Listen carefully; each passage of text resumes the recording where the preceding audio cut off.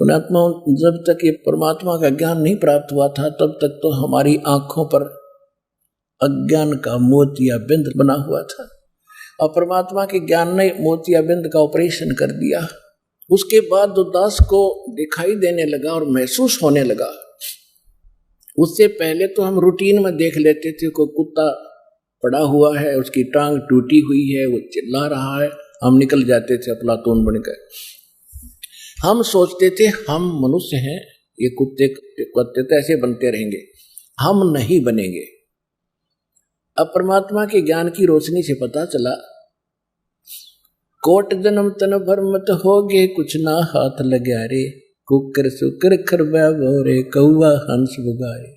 कोटि जन्म तू राजा की, ना मिटी न मन की आशा, भिक्षक ओके दर दर घूम्या, मिला न निर्गुण रासा। परमात्मा के ज्ञान से पता चला कि हम भी कुत्ते गधे सुअर ना जाने कितनी बार बने हैं, करोड़ों बार। जैसे एक महावीर जैन नाम के, जो जैन धर्म के 24 में तीर्थंकर यानी वो गुरु माने जाते हैं, उनकी हिस्ट्री पढ़कर आप देखिए और आपको दिखाई दास ने, वो केवल 80 लाख बार तो देवता बना और 30 करोड़ बार गधा, 60 करोड़ बार कुत्ता, और तो गिनती नहीं कितना बना। ये दोए बतेरे, कुत्ते का जीवन तो एक का बतेरा देवता के अहंकार ने तोड़ने के लिए, ब्रह्मटी करने के लिए, और वो 30 करोड़ बार कुत्ता, 60 करोड़ बार गधा, और तेरा गधा तो खा के ये जीवन। तो कहने का भाव यह कि उसके बाद दास की आंखें खुली और फिर याद आई पिछली कहानियां जो जीवन में घट रही थी। दास का जन्म एक किसान परिवार में हुआ, किसान जाट परिवार में, और हमारे घर पे बैल था, मेरे अंकल चाचा जी जो थे वो हल जोतते थे, और वो हमारा एक बैल था, उसको उसके पैर में, पिछले पैर में खुरों के बीच में एक कील लग गई लंबी 1.5 इंच की, जो रिजेक्टेड थी, किसी ने गली में डाल दी। ऊपर की कैप नहीं थी उसकी, वो यूजलेस होकर गली में डाल रखी थी, वो उस बैल के लगेगी। अब बैल ने उस जल्दी जल्दी चल रहा था वो, और ज्यादा अंदर घुस गई, लंग भी करने लग गया। तो हाली ने सोचा इसके पैर की तो ऊंच नीच में टिक गया, और जिस कारण से कोई नस पर नस चढ़ गई। तो वहां देसी वैद्य बताया करते थे, हाली भी आपस में डिस्कस किया करते थे कि किसी कारण से बैल के पैर में कोई लंग हो जा, लंगड़ावे, तो उसको रोकना नहीं चाहिए, उससे काम लेते रहना चाहिए, नहीं तो कंडेम हो जाता है, और नस पे नस चढ़ी हुई चलने से ही ठीक होती है।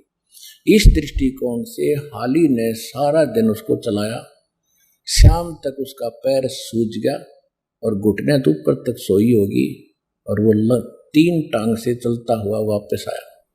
सुबह उठा नहीं, हाली ने उसको छोड़ दिया, किसी और का बैल लेकर के अपना काम किया। किसी गांव में ऐसे वैद्य होते थे सर्जन उस समय, किसी को दिखाया, जो डंगर डॉक्टर को, उसने कहा कि इसका बा आ गया गोड्डे में, घुटने में, अब कील तलक रही नीचे तलवे में, ट्रीटमेंट शुरू हो गया घुटने का, गोड्डे पट्टी बांधने लग गया।